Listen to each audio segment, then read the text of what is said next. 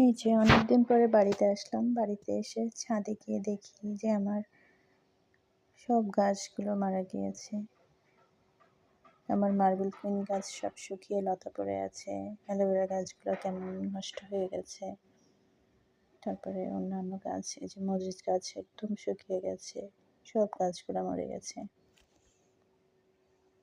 পুদিনা গাছগুলো আব্বু কিছু নিয়ে ঘিরে লাগিয়েছেন, আর কিছু আছে সেগুলোরও অবস্থা ভালো না। কিন্তু আমাদের ছাদে উঠে অনেক কুল পেড়ে খাওয়া যায়। অনেক কুল হয়েছে। সে কুলগুলো এখন ছোট, বড় হয়নি। এর মধ্যে কিছু কিছু কুল আছে বড়, তো সেগুলো বেছে বেছে আমরা কয়েকটা খেয়েছি। আমাদের ছাদে উঠে অনেক ধরনের ফল খাওয়া যায়।